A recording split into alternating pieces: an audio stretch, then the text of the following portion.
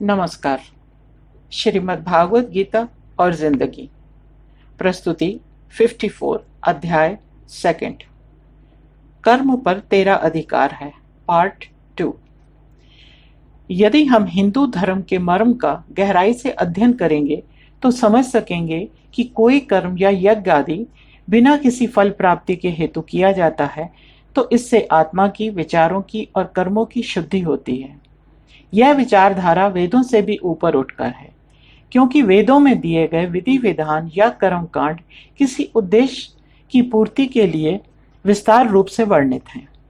प्रस्तुत श्लोक 57 में एक बात बहुत ही सुंदर रूप से वर्णित है कि हमें धर्मानुसार अपने कर्मों को प्रधानता देनी चाहिए और तदनुसार अपने जीवन की दिशा निर्धारित करनी चाहिए, और इसी कर्म के दूसरे भाग में कर्म को अपना धर्म समझकर उसका निर्वाह करना चाहिए और पूरे सच्चे मन से श्रद्धापूर्वक करना चाहिए। ऐसे में मनुष्य को कर्तव्य का पालन करते हुए फल की इच्छा नहीं करनी चाहिए। यदि किए जाने वाला कार्य किसी उपयुक्त विषय के आधार पर किया जा रहा है, अनिवार्य है, लाभकारी है, जनहित को ध्यान में रखकर किया जा रहा है, अर्थात स्वार्थ में आकर दूसरों को दुख तो नहीं पहुंचेगा, इस बात पर विचार कर अपना कर्म सुनिश्चित किया गया है तो बस वो कर लेना चाहिए। परिणाम तो दो ही होते हैं, हार या जीत। अब यदि फल की इच्छा को ध्यान में रखकर काम करते हैं तो हम अपना पूरा ध्यान काम पर नहीं लगा सकते, क्योंकि विचार तो परिणाम के आसपास घूम रहे हैं। परिणाम से होने वाले लाभ को सोच सोचकर मन खुशी से झूम रहा है, या फिर कहीं असफल ना हो जाएं, यही सोच सोचकर मन की घबराहट बढ़ती जा रही है। जब तक मन काम पर पूरी तरह से केंद्रित नहीं होगा तब हो सकता है हम अपने लक्ष्य से भटक जाएं, और विचलित मन या भयभीत मन कभी भी अपने कर्तव्य को सही से नहीं निभा सकता। सांख्य दर्शन का श्लोक 85, प्रथम अध्याय, भावार्थ।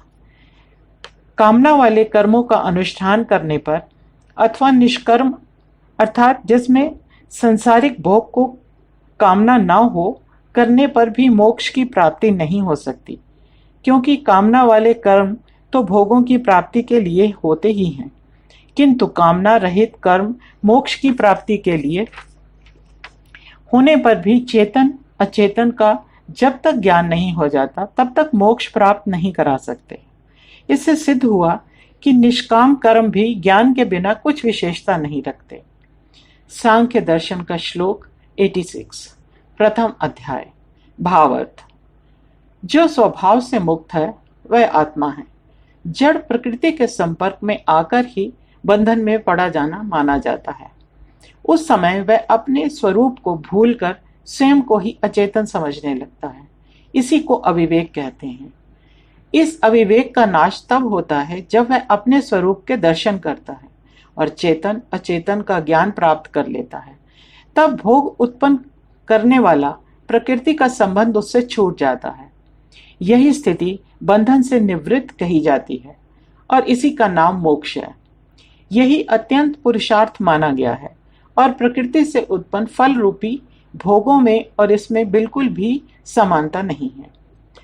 प्रस्तुत परिस्थिति में जो कुछ श्री कृष्ण अर्जुन से कह रहे हैं वो सांख्य दर्शन की ही व्याख्या है।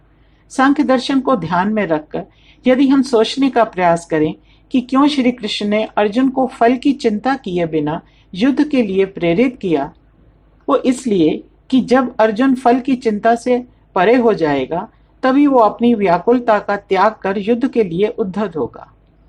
श्री कृष्ण अर्जुन से जो कह रहे हैं वह आदेश नहीं था, एक सच था, और सच का कोई विकल्प नहीं होता। इस श्लोक में श्री कृष्ण ने कर्म योग का महत्व अर्जुन को बताया। हम अपने जीवन भर प्रतिदिन कई छोटे बड़े कर्म अपनी दिनचर्या हेतु करते हैं, पर ये तो अंततः ना किसी फल की ओर ले जाते हैं और ना ही मोक्ष की ओर। ये कर्म तो दिनचर्या का एक भाग हैं। दूसरी ओर वे कर्म हैं जो किसी विशेष समय पर किसी विशेष कार्य सिद्धि के लिए किए जाते हैं। राग, द्वेष, अनुराग और श्रद्धा इसका कारण हो सकते हैं, और ऐसे में हम फल की इच्छा को भी नकार नहीं सकते। ऐसी परिस्थिति में किए गए कार्यों में यदि मनोवांछित फल प्राप्त हो भी गया तो दूसरा पक्ष द्वेष का शिकार हो जाएगा। मान लें कि इसमें कोई विपक्ष है ही नहीं, मात्र अपना ही स्वार्थ है, तो भी सफलता ना मिलने पर निराश हो जाना स्वाभाविक है। याद रहे, यह कार्य मनोवांछित फल की प्राप्ति के लिए ही किया गया था। भविष्य में क्या है कोई नहीं जानता, और यदि असफलता के भय से हम कर्म ही न करें तो न इधर के रहे न उधर के।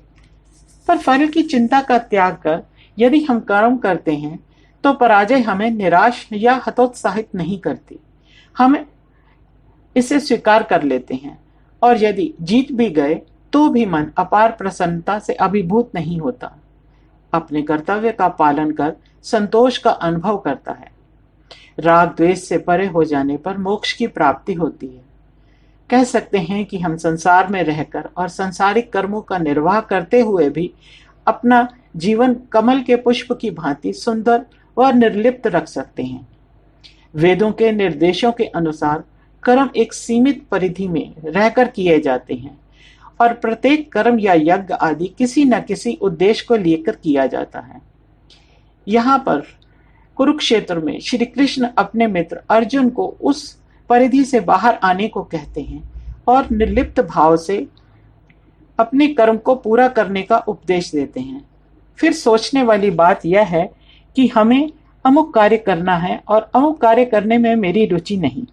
यहाँ तक तो ठीक है कि आपकी जिस कार्य में रुचि थी आपने वो किया, क्योंकि वह आपके अधिकार में था, पर आपको मनोवांछित फल नहीं मिला।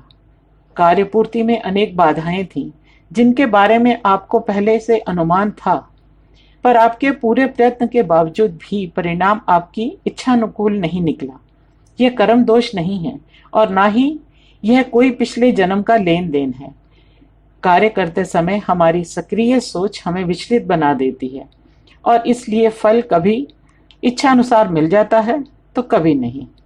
कहने का तात्पर्य यह है कि ध्यान तो एक ही है, या तो उसे हम फल की प्राप्ति में स्थापित कर लें या कर्म में। इसलिए श्री कृष्ण जी का कहना है, अच्छा होगा कि फल को नियति पर छोड़ दो। हमारा भविष्य हमारे आज के किए गए कर्मों पर निर्धारित होता है, और कर्म विचारों पर निर्धारित होते हैं। जय पराजय का यही आधार है। कर्म या धर्म या फिर लोकहित को ध्यान में रखकर किए गए कार्यों से संतुष्टि प्राप्त होती है। अर्जुन ने यहाँ अपनी शंका प्रकट करते हुए श्री कृष्ण से पूछा, यदि फल की कामना को ध्यान में ना रखें तो कर्म करने का उत्साह या प्रेरणा कैसे मिलेगी? यह चर्चा आगे भी जारी रहेगी। धन्यवाद। नीरा सिंह।